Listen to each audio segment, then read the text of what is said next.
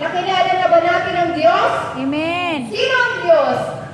Si Amang Yahweh. Si Amang Yahweh. At si Amang Yahweh, sabi nga ni Ate Jen, dito sa Bagong Jerusalem na ibinaba ni Amang Yahweh sa atin, si Amang Yahweh ang magiging Diyos nating lahat. Kaya nga dito naririnig natin ang titig ni Amang Yahweh. Mararanasan natin ang kagalingang ibinibigay sa atin ni Amang Yahweh. Kasi nga, yan yung kasama sa pamamahala niya sa atin. Kasi bakit? Sabi nga, pamamahala, mahalaga tayo sa Diyos. Kasi kung hindi tayo mahalaga sa Diyos, bahala ka magkasakit. Amen ba? Pero dahil tayo ay mahalaga sa Diyos, kasama yon na tayo ay Kanyang pagagalingin. Sabi nga si Eva nun, makinis. Ngayon, hindi na tayo makinis. Bakit? Nagkakasugat, nagkakasakit.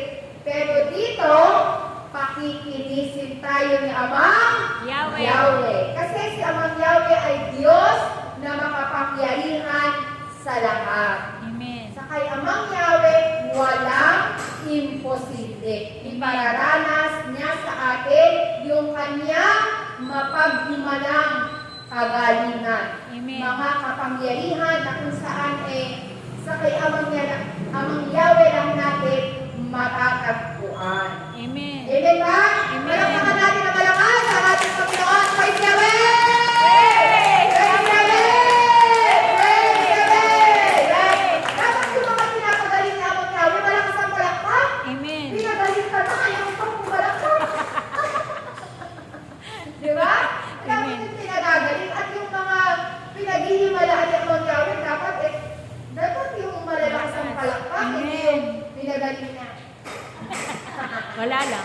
Amen. Malakas ang palakpak. Pinagaling ba kayo ng Diyos? Amen. Pinagaling ba kayo ng Diyos? Amen. Parang wala akong nadidinig.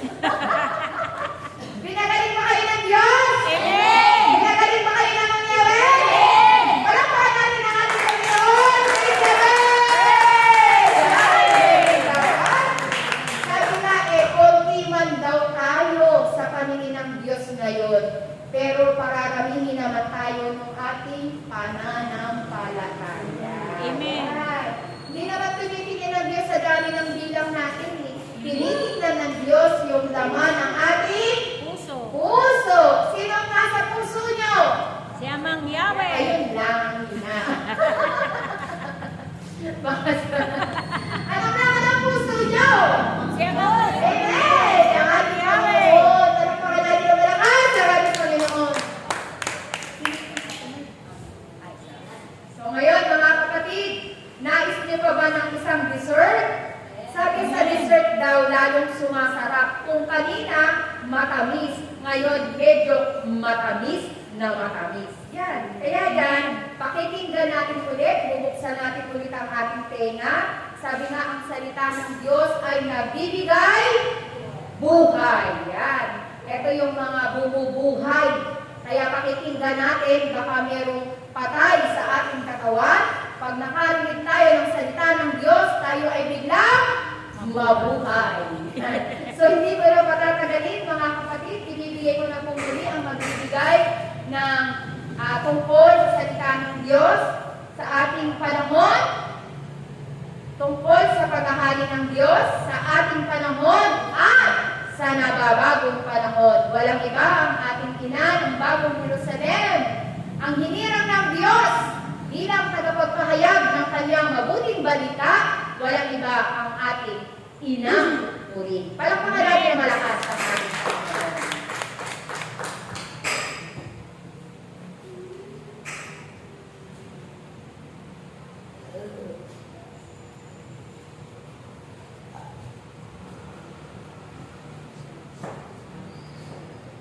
Amen. God is good. All the time. All the time. God is good. Praise Yahweh. Hallelujah. Tama na tuloy sa ulog. Praise Yahweh. Hallelujah. God is good. All the time. All the time. God is Praise good. the Lord. Now and forever.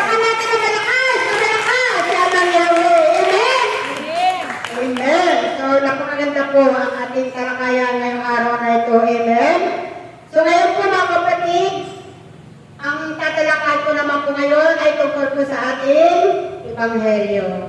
Amen. Ano nga ba ang sabi sa ating Ebanghelyo ngayon?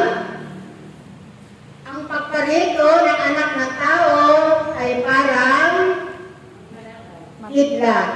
Amen. Yung po ang nasa Ebanghelyo po natin.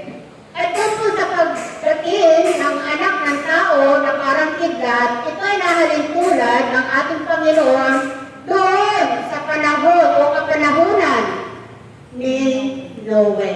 Amen? At ayon nga po doon sa Ebanghelyo ng mga tao daw noong unang panahon, sila pa ay nagsisikain, nagsisiinom at nagsisipag-asawa. Amen? Ngunit dumating na yung araw na sumakay si Noe sa tao at silang lahat ay namatay. Amen? Harapan po natin ang malakas ng ating Panginoon. Doon naman, inalintulad din ng Panginoon ang pagdating ng anak ng tao ay noong kapanahunan ni Lot. Amen. Si Lot ay nakatira sa Sodoma. Nakatira doon. At ang mga tao noon, noong unang panahon na yun, ay sila po ay nagsisikain, nagsisiinom, ay nagbibili, namimili sila, nagtatanim, at nagtatayo ng bahay. At noong panahon na yon, yun yung araw naman na pag-alis ni Lot doon sa lugar na yon. Amen? Amen. At doon, ang panahon na yon, ay umulan ng apoy at asopre at silang lahat ay natupo. Amen ba? Tarapunan po natin ng malakas ang ating Panginoon. Ano pang ibig sabihin? O ano pa ang nais na parating sa atin sa ating Ebanghelyo ito? Amen? Ito po ang tinutukoy ng ating Panginoon, yung ating paghahanda. Na kailangan maging handa tayo sa lahat ng oras sa pagdating ng ating Panginoong Jesus. Dahil sabi nga po na ang pagdating ng ating Panginoong Jesus ay parang kidlat o katulad ng isang magnanakaw. Amen ba? Amen. At ang nais ng ating Panginoon, tayo ay laging handa sa lahat ng oras, sa lahat ng pagkakataon, na habang tayo po ay naririto sa mundong ibabaw, kailangan ay lagi tayong handa. Amen? Makikita po natin dito mga kapatid, noong panahon ng nasa Biblia, yung sampung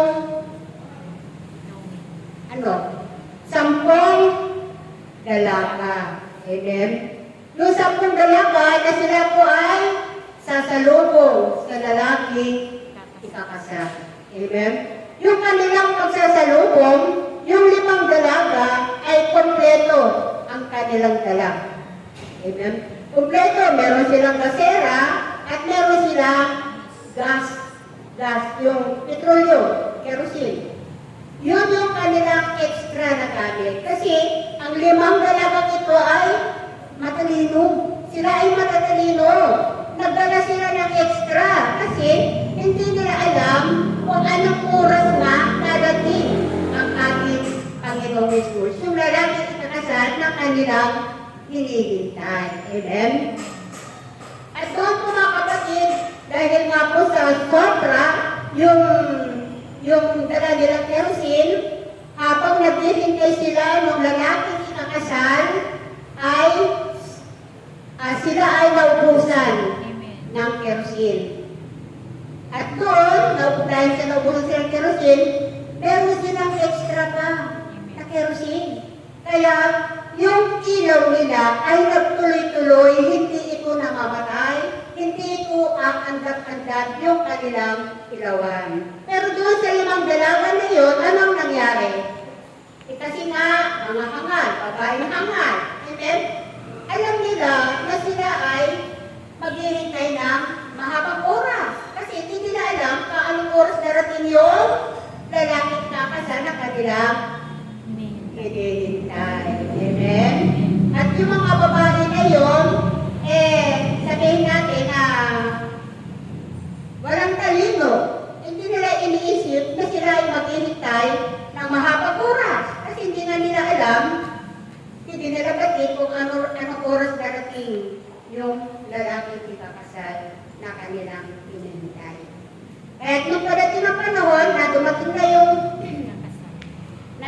darating na yung lalaki ikakasal, sabi ng mga tao doon na kasamahan nila, nagkitay, andyan na ang lalaki ikakasal. Amen. Nagsibangon na sila lahat kasi natutulog sila eh.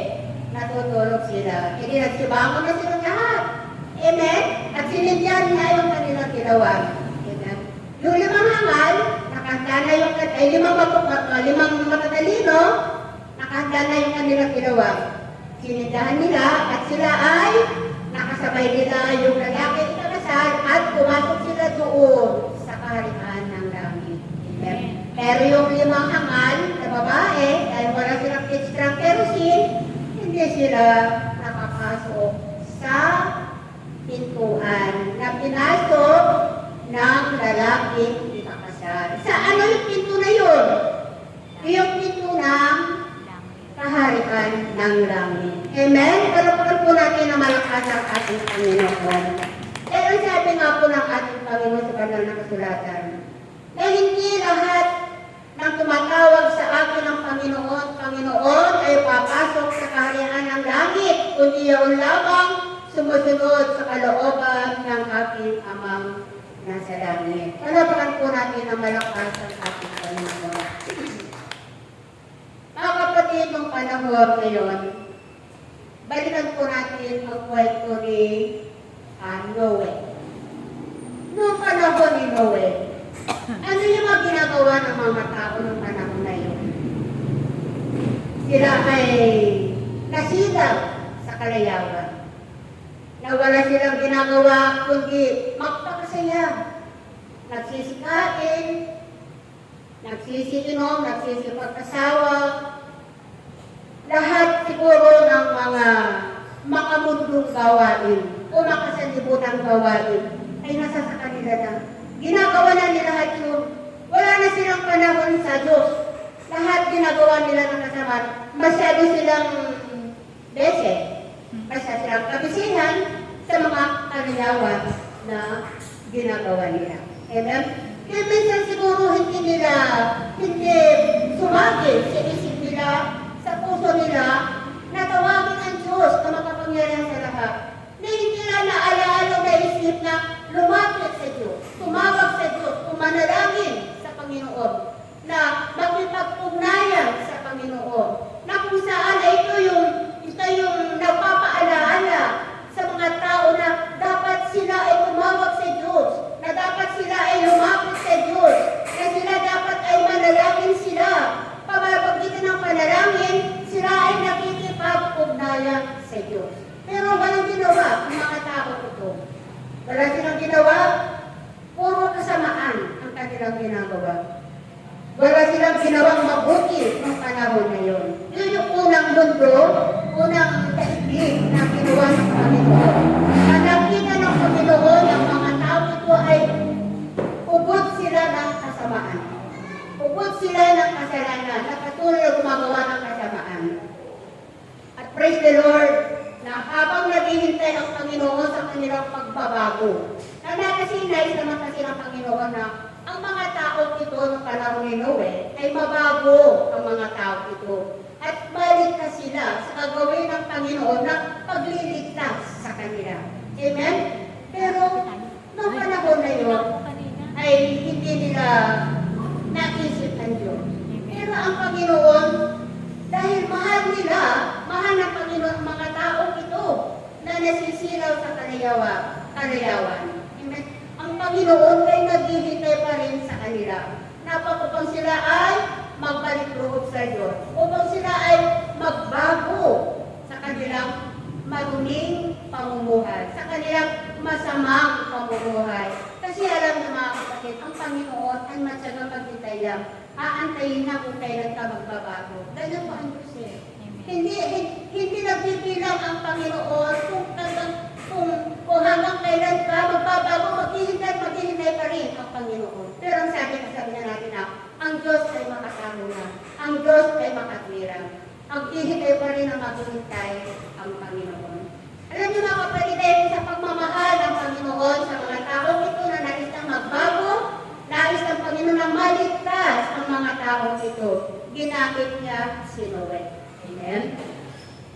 Ginamit niya si Noe upang ipahayag sa mga taong ito na nasisilaw sa kalayawan, mga taong ito nasisilaw sa mga kasalibutang gawain.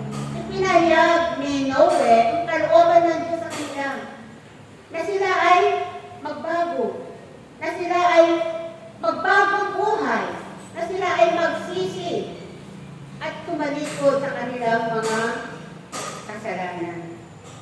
Pero nakakalungkot, mga kapatid, dahil alam niyo ang ginawa ng mga tao ito?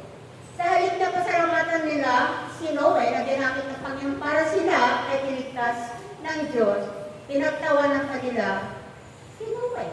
Amen? Pinagtawanan pa nila si Noe. Sabi niya, ikaw Noe, nababaliw ka na. Paano mo masasabi na ang lugar na ito, napakataas ang lugar na ito, bundok na ito, maraming puno, dito magkakaroon ng baha, ito talaga Noe, nababaliw ka na. Amen? Pinagsabihan ng nababaliw na si Noe. Pero wala magawa si Noe. Wala nagawa si Noe, kundi hayaan sila sa kanilang kalayawan. Hayaan sila doon sa marunong nilang pamumuhay. Amen? Pero dumating yung panahon na ang Panginoon yung kanyang pagtitimpi, nawala na yung kanyang pagtitimpi. Amen? Kaya sabi nga ng Panginoon na sila nga dahil ayaw nila magbago, ayaw nila piligtas sila ng Panginoon, sabi na silang lahat ay aking gugunawin. Ang lahat ng ang mundo ito ay aking ang gugunawin at walang matitira kahit isa. At isa lamang ang iniligtas ng Panginoon, ang pamilya ni Noe. Ilan sila natira? Ilan sila iniligtas ng Panginoon? 8 sila. 3 anak ni Noe. May kanya-kanyang kasawa yan. Anim na sila. Ang kasawa ni Noe at si Noe. 8 sila. Sila lamang ang niligtas ng Panginoon. Kasi sabi ka sa banal na kasulatan na alam ng Diyos kung paano niya ililigtas ang tapat na likod niya. Saan ka man naroon? Ano man ang ginagawa mo? Alam ng Diyos kung paano niya ililigtas ang tapat niyang likod. Katulad na ginawa ng Panginoon kay Noe. Si Noe, tama si Noe. Ililigtas ng Panginoon si Noe dahil siya nga po ay mabuting tao. Siya ay nabubuhay na kasama ang Diyos. Siya ay nabubuhay ayon sa kalooban ng Panginoon. Kaya siya po ay iniligtas ng ating Panginoon. Doon sa pagsunod niya sa kalooban ng Panginoon ay meron siyang matibay na pananalig at pananampalataya sa Diyos. Siya ay nagtitiwala sa Diyos. Nagtitiwala sa Diyos na sa kanyang pagsunod sa kalooban ng Panginoon, sila ay ililigtas ng Panginoon. Ano ba? Palapakan po natin na malakas ang ating Panginoon. At ano niya po mga kapatid? Ang panahon ni Lot. Ano ba si Lot? Si Lot po ay pamangkin ni Abraham. Dahil si Abraham ay tapat na likod ng Panginoon, kahit saan naroroon ang kanyang pamangkin, ay inililigtas ng Panginoon. Si Lot ay nahihirapan sa mga tao doon sa lugar ng Sodoma. Katulad ng panahon ni Noe, na ang mga tao doon sa Sodoma ay ubod ng sama. Kasamaan lagi ang makikita mo sa kanila. Makikita natin yung sobrang kasamaan ng mga tao doon. Isipin nyo, lalaki sa lalaki, nagtatalik, babae sa babae, nagtatalik. Saan nakakita ng normal? Walang normal, kundi abnormal ang pamumuhay ng mga tao iyon. Ano ba? Palapakan po natin na malakas ang ating Panginoon.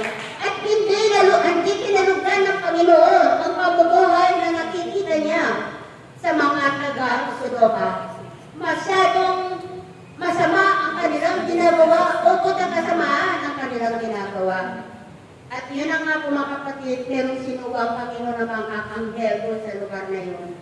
Na ginamit ng mga anghel para ang mga tao dito ay magbago. Ginamit si Lot.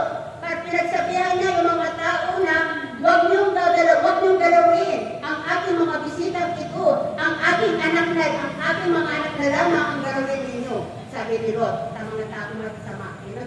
Gusto nilang gasain yung mga anghel na sinugo ng Panginoon. Amen. Gusto nilang asawahin. Pero nag-uusap si Lot na huwag nilang gagalawin yung kanyang mga bisita. At yung anak na lamang niya, ang kanyang ibinibigay, para yun na lamang makikita pa rin ng mga anghel na yun na gahasain yung mga anak niya. Amen. Pero hindi nila ginawa. Ayaw nila doon sa anak ni Lot. Kundi ang ginusto nila yung mga lalaki. Kasi wala naman gender ang mga angels. Wala naman eh. Kaya ang gusto nila yung mga bisita na lalaki, pinagpipilitan nila na yung mga bisita ni Lot ang gusto nila. Sila yung pinipilit nila na kunin. Kaya ang ginawa ng mga anghel, binulat niya yung mga tao na nasa harapan. Kasi nagpipilit sila pumasok sa bahay ni Lot eh. Nagpipilit sila. Ang ginawa ng anghel ay binulat nila yung mga tao sa harapan. Kaya hindi na sila makakita, hindi na sila makakasok sa loob ng bahay ni Lot para hanunin yung mga anghel na yun. Kaya yung panahon na yun, kaya nung samantalang nabubulag yung mga tao doon, sinamantala naman ng mga anghel na sabi niya, umalis na kayo rito. Pinaalis na ng mga anghel, sila Lot, yung pamilya ni Lot na lumabas na, umalis na doon sa Sodoma na yun. At doon yan, pinarayot na, lumayo na sila.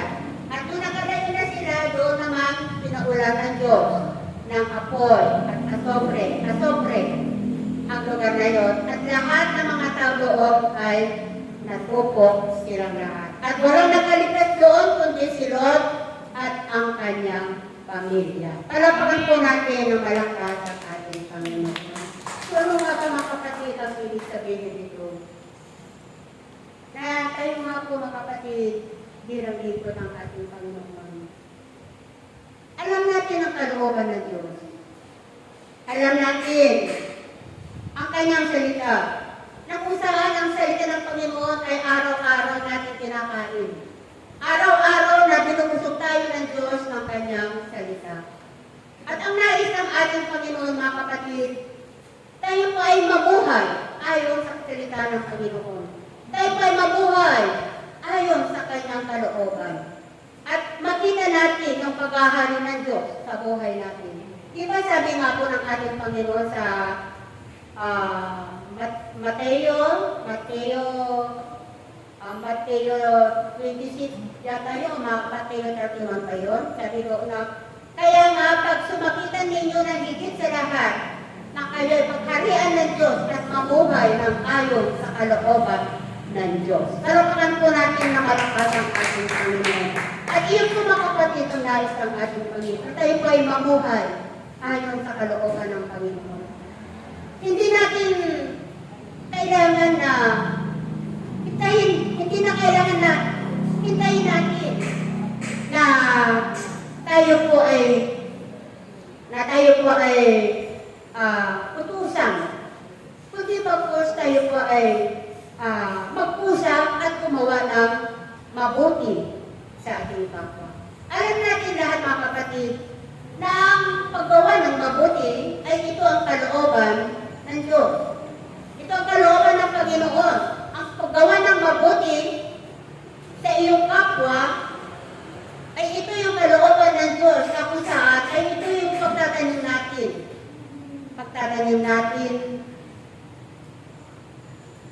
Pagtatanim natin upang meron po tayong aanihin. Amen ba?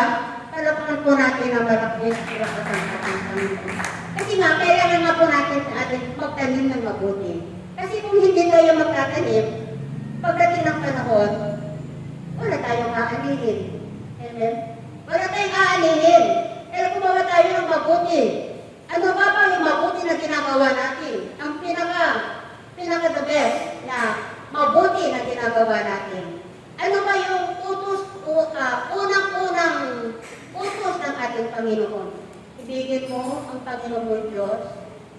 buong puso, buong lakas, buong pag-isip, buong kaluluwa, at buong, ano ba yun?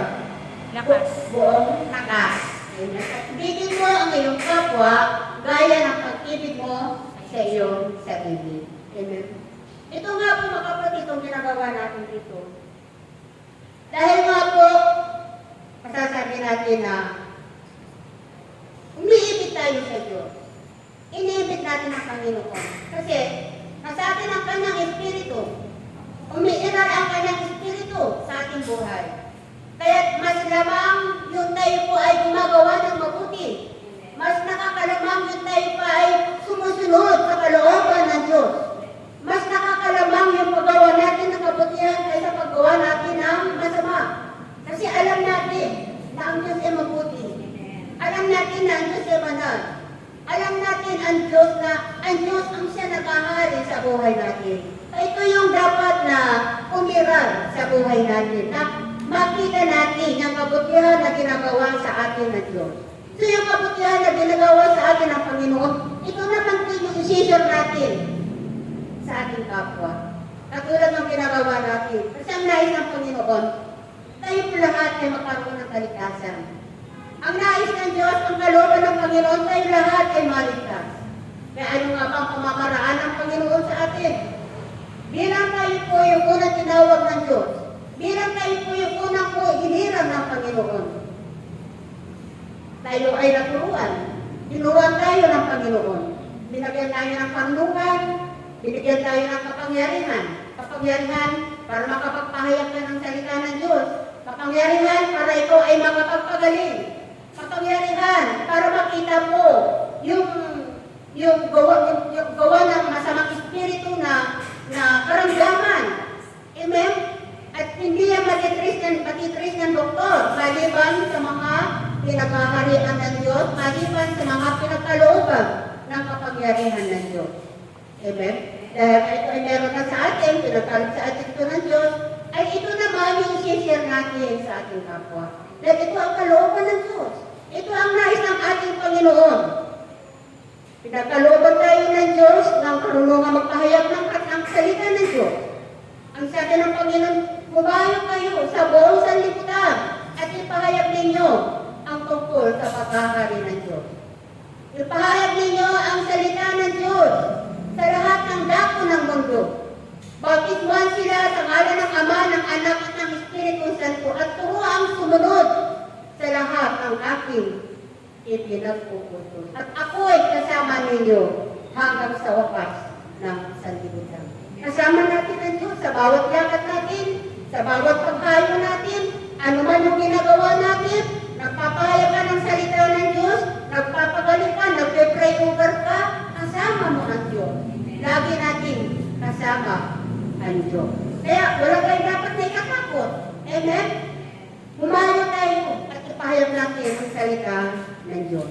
At ito nga po mga kapatid, ang sabi nga po ng ating Panginoon, ang sabi ng Diyos, lalo na sa atin, na kanyang mga pinaghaharian ng Diyos, tayo na po ay hakayo. At ano yung pinuputirya ng Panginoon? Ano yung pinupukusan ng Panginoon sa ngayon? Kung saan tayo hakayo? Ano yun? Saan lugar yun? Yung pinupukusan ng Panginoon. Ang lugar dito, sa Faustina. Ito yung sinasabi ng Panginoon.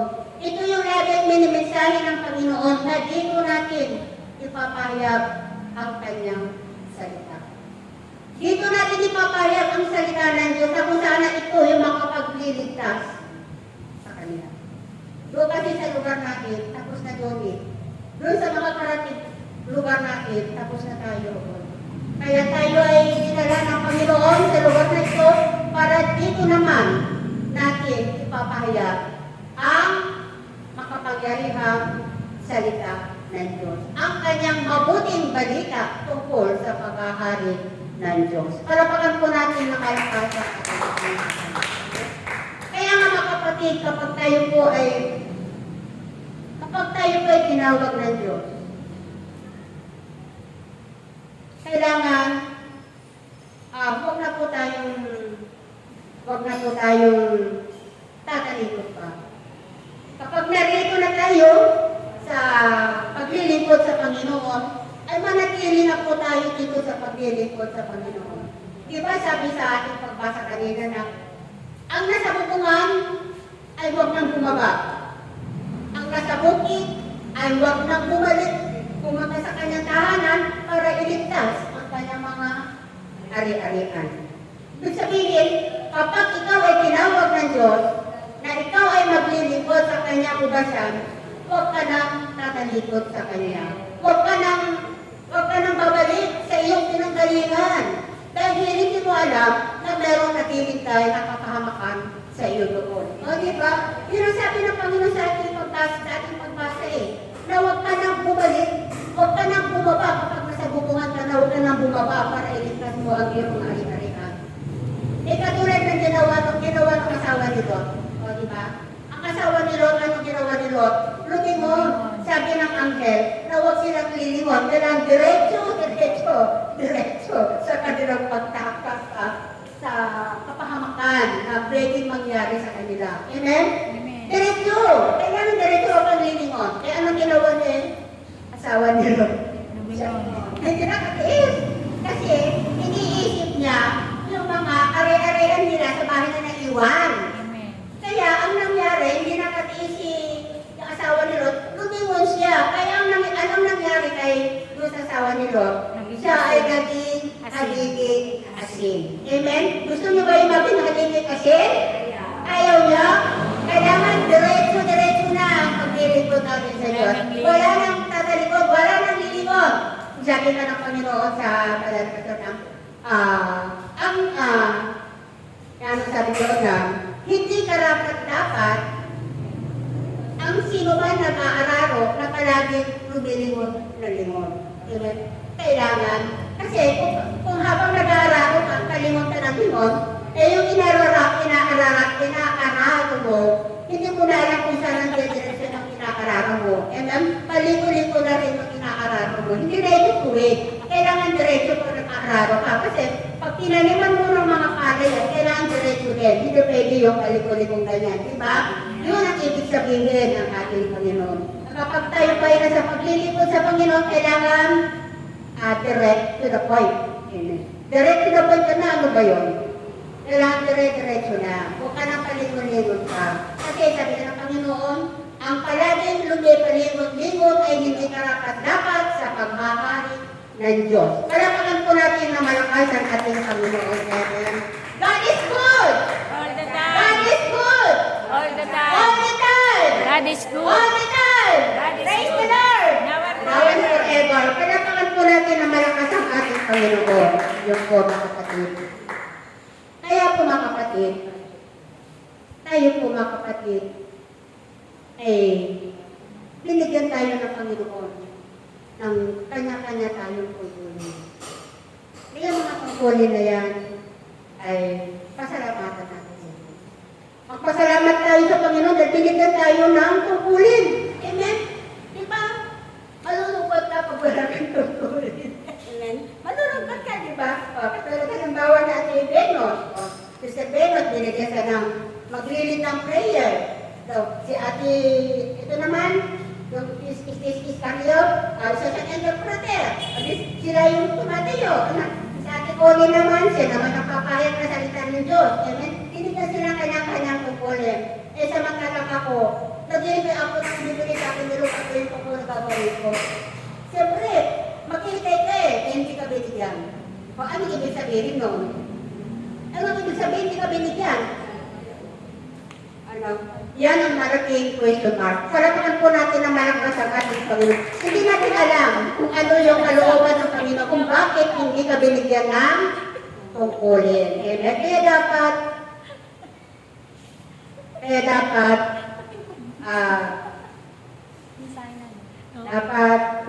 gampanan natin yung ating mga tungkulin sa Diyos. Amen. Dahil saan man tayo pumunta, saan man tayo makarating, anumang panganib ang ating susuungin, wala tayong dapat katakot. At ang sabi ng Panginoon, alam ng Diyos kung paano niya ililigtas ang mga tapat na likod sa Kanya. Amen? Dapat lagi tayong handa sa pagdating ng ating Panginoon. Kailangan marami na tayong naipon sa langit.